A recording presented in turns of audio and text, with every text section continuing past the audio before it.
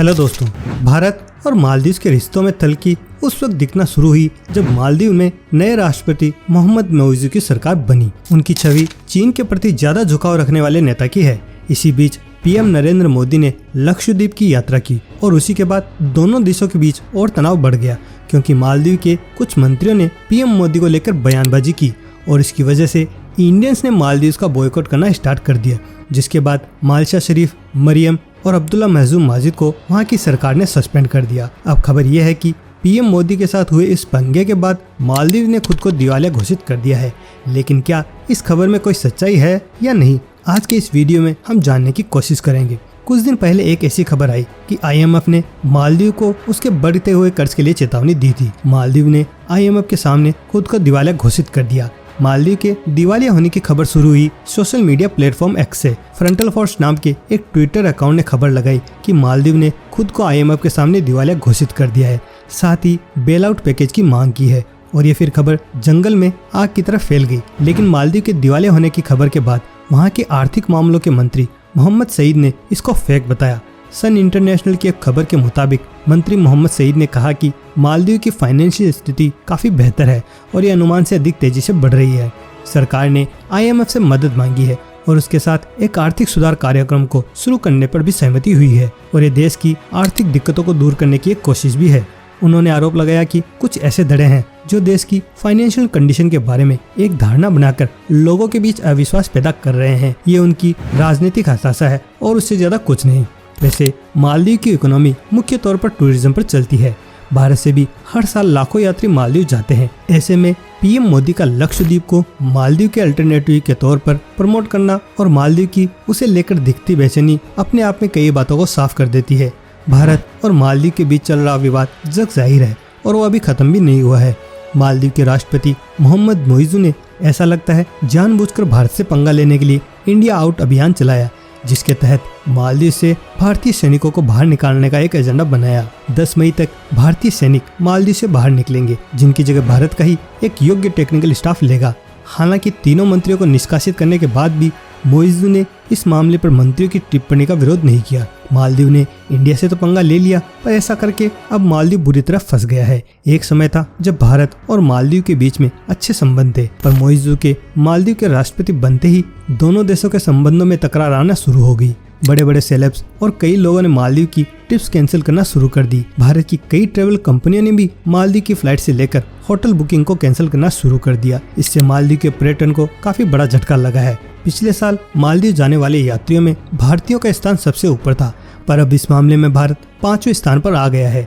जनवरी में भारत से मालदीव जाने वाले पर्यटकों की संख्या में काफी गिरावट आई है और आगे भी ऐसा होना जारी रहेगा। वैसे दोस्तों, सिर्फ पर्यटन में ही नहीं, मेडिकल, शिक्षा और दूसरी कई जरूरत की चीजें जिसके लिए मालदीव काफी हद तक भारत पर निर्भर रहता था, उस मामले में भी मालदीव को बड़ा झटका लगा है। हालात ऐसे हो गए हैं कि मालदीव को आपात चिकित्सा मामले में श्रीलंका की मदद मांगने के लिए मजबूर होना पड़ा। यूँ तो चीन मालदीव की मदद कर सकता है, पर चीन की मदद मालदीव को आगे जाकर काफी भारी पड़ेगी। ऐसे देख कर लगता है कि मालदीव ने भारत से पंगा लेकर अपने पैरों पर कुल्हाड़ी मार ली है। मालदीव के राष्ट्रपति मोइज़ू पद संभालने के बाद से ही भारत विरोधी रुख अपनाकर चीन के करीब जाने की हर संभव कोशिश कर रहे हैं। वह उम्मीद कर रहे हैं कि चीनी राष्ट्रपति उनको आर्थिक संकट से निकालने के लिए सहायता देंगे, लेकिन चीन से उनको पॉजिटिव रिस्पांस नहीं मिला। मालदीव इस समय एक गंभीर आर्थिक संकट का सामना कर रहा है। मालदीव भले ही दिवालिया नहीं हुआ है, लेकिन उसकी स्थिति काफी नाजुक है। मालदीव के ऊपर फॉरेन लोन 4.038 बिलियन अमेरिकी डॉलर तक पहुंच गया है। इसमें एक बड़ा हिस्सा चीन के कर्ज का भी है। आधिकारिक आंकड़ों के अनुसार मालदीव की ग्रॉस नेशनल इनकम 5.6 बिलियन अमेरिकी डॉलर है। ऐसे में राष्ट्रपति मोहम्मद मोइज़ू के सामने इस समय बड़ी चुनौती है कि वह किस तरह से देश को आर्थिक चुनौती से उबारते हैं। मोइज़ू इस संकट से उबरने के लिए चीन और अरब के मुस्लिम देशों से लोन रिलीफ पैकेज की मांग कर रहे हैं। मोइज़ू ने तुर्की और चीन जैसे देशों से वित्तीय सहायता मांगी, लेकिन कोई भी आगे आता नहीं दिख रहा। मोइज़ू लगातार चीन की तारीफ करते रहे हैं, लेकिन मालदीव के भारी आर्थिक संकट को देखते हुए उनका ये दोस्त भी उसे कर्ज देने से बचना चाह रहा है, तो तुर्की का रुख भी कुछ ऐसा ही है। वहीं मोइज़ू के भारत विरोधी और चीन के लिए दोस्ती रखने के रुख की भी उनके देश में आलोचना हो रही है। मालदीव में बुनियादी ढांचे के विकास के लिए चीन के बेल्ट रोड इनिशिएटिव से जनता खुश भी नहीं है। ऐसा इसलिए क्योंकि पाकिस्तान, केन्या और तंजानिया जैसे कई देश चीनी बैंकों से हाईएस्ट रेट इंटरेस्ट पर लोन लेने के बाद काफी ज्यादा मुश्किल का सामना कर रहे हैं। मालदीव पर चीन का करीब 1.3 बिलियन अमेरिकी डॉलर का कर्ज है, जो उसके इंटरनेशनल लोन का करीब 30% है। ये कर्ज उनकी फाइनेंशियल स्टेबिलिटी के लिए एक खतरा बन रहा है। और दूसरी ओर मोहम्मद मोइज़ू ने भारत से रिश्ते खराब करते हुए चीन पर अपनी निर्भरता बढ़ाई है। इसका भी मालदीव की आर्थिक स्थिति पर असर होता दिखाई दे रहा है।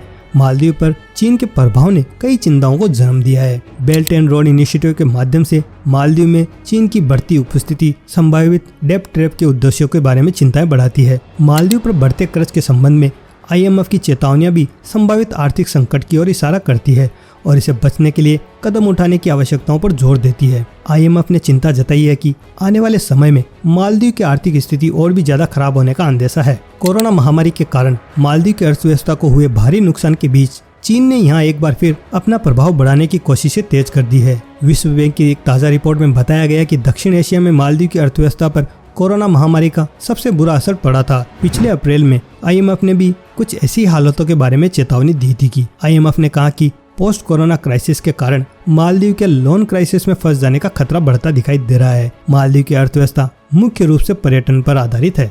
मालदीव पर इस समय मौजूदा कुल कर्ज में चीन का हिस्सा 53% है। इसे लौटाने की समय सीमा के बारे में भी पिछले सितंबर में मालदीव सरकार ने चीन से बात करना शुरू की थी। तब माले स्थित चीनी राजदूत ने कहा कि चीन ने मालदीव को G20 कर्ज वापसी पहल के तहत मिलने वाले द्विपक्षीय सरकारी कर्ज को रोक दिया है, लेकिन इसका लाभ मालदीव की कंपनियों को नहीं मिला जिन्होंने करोड़ों डॉलर के कर्ज ले रखे हैं। इस कारण मालदीव की एक बड़ी कंपनी कर्ज अदायगी के शेड्यूल में पिछड़ गई। उसने 12 करोड़ 70 लाख डॉलर का कर्जा ले रखा था।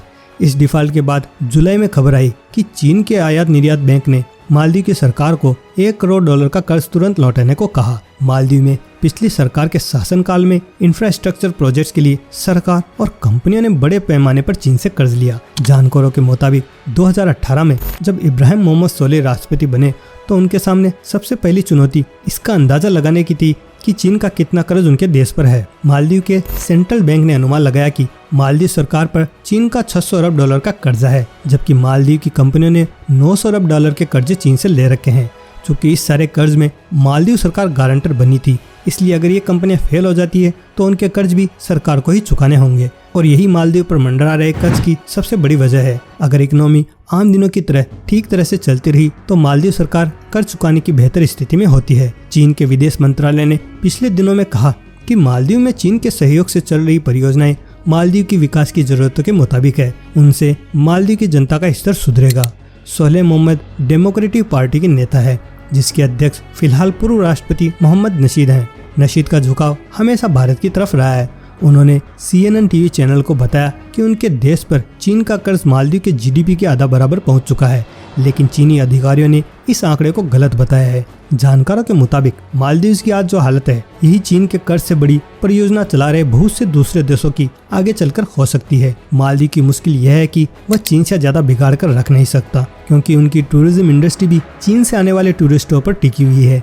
विदेशी मामलों के जानकार का कहना है कि लक्षद्वीप के बहाने मालदीव के मंत्री चीन को खुश करने में लगे हैं, क्योंकि चीन के कर्ज के तले मालदीव जबरदस्त तरीके से दबा हुआ है। जानकारी के मुताबिक 2014 में चीन के राष्ट्रपति की यात्रा के दौरान चीन मालदीव एक मैत्री पुल बनाना शुरू किया, जबकि यहाँ के तकरीबन 17 आइलैंड को टूरिज्म के तौर पर विकसित करने के लिए करीब 400 अरब डॉलर का कर्जा चीन ने भी मालदीव को दिया था। लेकिन दिक्कत तो अब आना शुरू हो चुकी है, क्योंकि इनकी इंडस्ट्री पूरी तरह से टूरिज्म पर डिपेंड करती है और उसमें इंडिया का भी बहुत बड़ा योगदान होता है। लेकिन इस इंसिडेंट के बाद में हाल फिलहाल ये मुद्दा इतना जल्दी सोल्व होता नहीं नजर आ रहा। ऐसे दोस्तों, आपको क्या लगता है कि अब आगे मालदीव को क्या करना चाहिए? क्या उसे अपने फॉरेन पॉलिसी को चेंज करके फिर से इंडिया के साथ आना चाहिए या फिर उसे इंडिया के खिलाफ ही रहना चाहिए? आपके ओपिनियन हमें कमेंट बॉक्स में जरूर बताएं। वैसे फार्मर प्रोटेस्ट की रियलिटी के ऊपर मैंने एक फुल डिटेल में वीडियो बनाया है। अगर आप उसे देखना चाहते हैं तो ऊपर आई बटन में या एंड स्क्रीन पर क्लिक करके भी वो वीडियो आप बड़ी आसानी से देख सकते हैं। अगर आज का वीडियो आपको पसंद आए तो इसे लाइक, शेयर और चैनल को सब्सक्राइब करके बेल आइकन को भी जरूर दबा देना, ताकि आपको नेक्स्ट वीडियो का नोटिफिकेशन सबसे पहले मिल सके। तो मैं मिलता हूँ आपसे अगले वीडियो में। तब तक के लिए जय हिंद, वंदे मातरम।